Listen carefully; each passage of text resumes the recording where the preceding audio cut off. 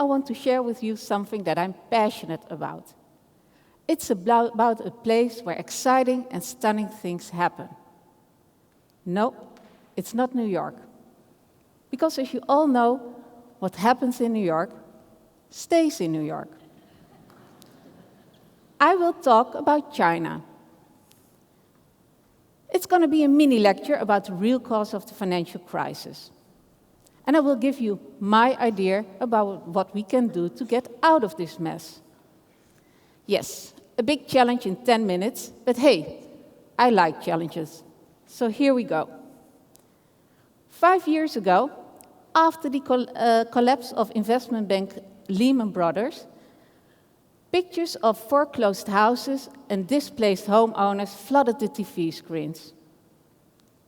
Until that fateful September month, most people had never heard of credit default swaps, collateralized debt obligations, or subprime mortgages.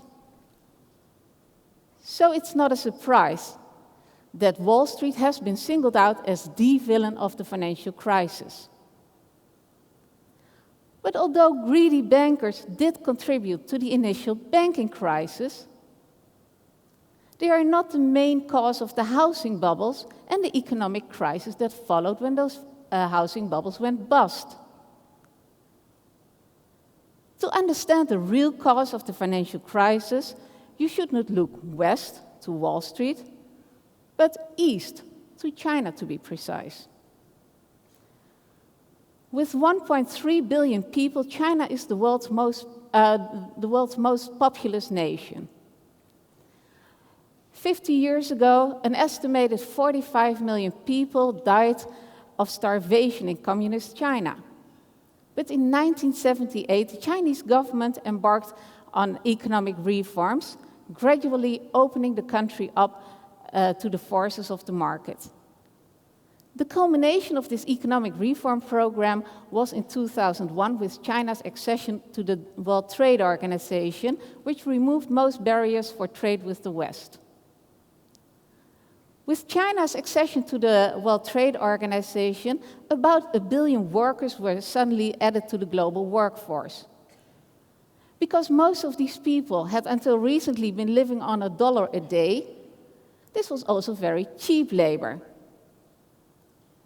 Within no time, China became the factory of almost the entire world.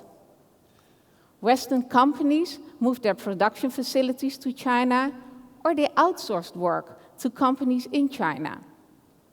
Think of your iPhone and your iPad that are made in China by Foxconn.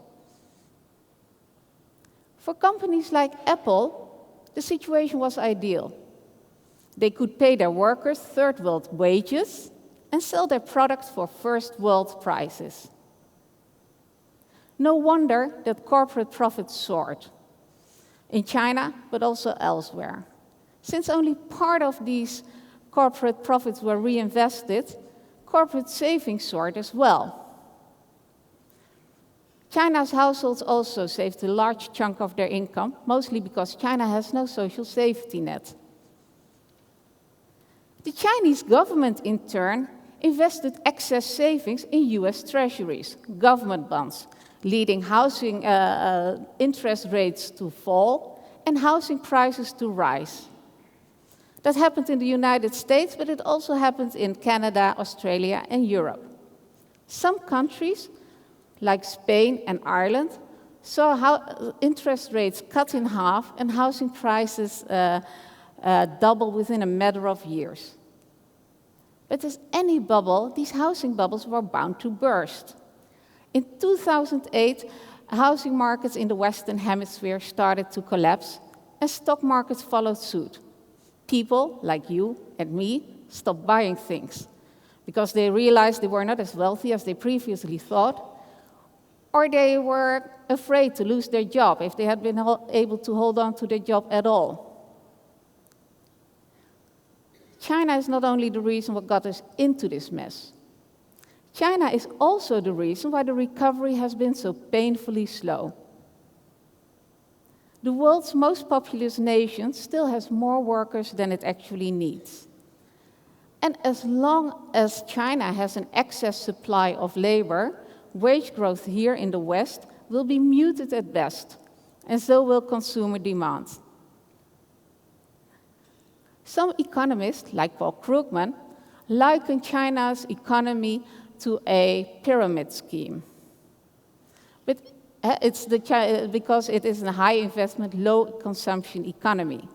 But if you are a commuter in Beijing, you do not think, and you are on the subway in Beijing, you do not think that the new subway lines that are due by the end of this year, that those are a luxury.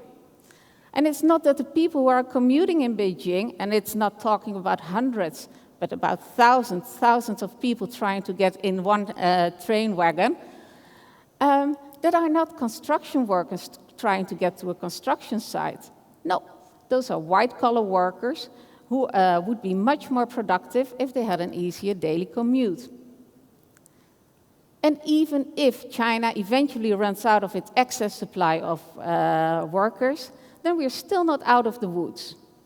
When I studied economics, it was a widely held belief that international trade would benefit all. It was a win-win game.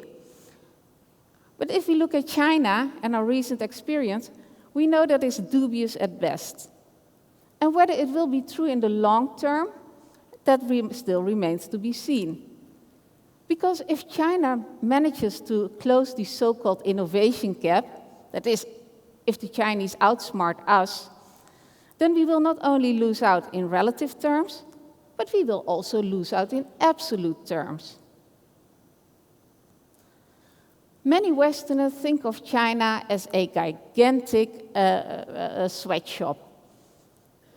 But China is also at the forefront of medicine, high-tech, and computing. The world's fastest computer is in China. Chinese scientists have developed the world's lightest material. And China is also at the forefront of human genome mapping. So, what can we do?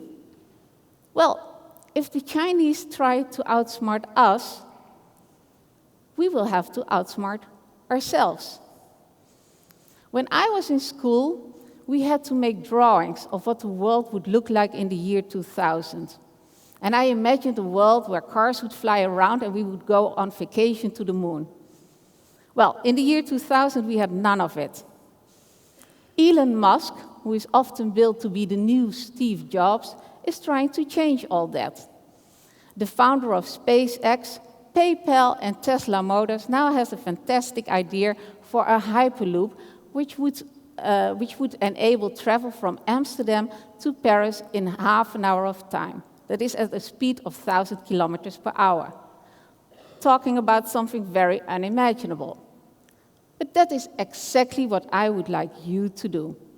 Think the unthinkable, imagine the unimaginable.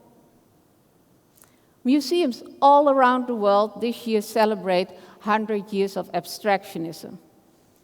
The Museum of Modern Art in New York recently had a dazzling exhibition called Inventing Abstraction. The first work in the exhibition was a painting that Picasso made in 1910 called Woman with a Mandolin. What struck me most was the text on the wall. Before 1910, even the most avant-garde artist had a hard time to imagine an abstract work. So that is a picture of something that's not a picture. Now, that is hard to imagine, a world without abstract art.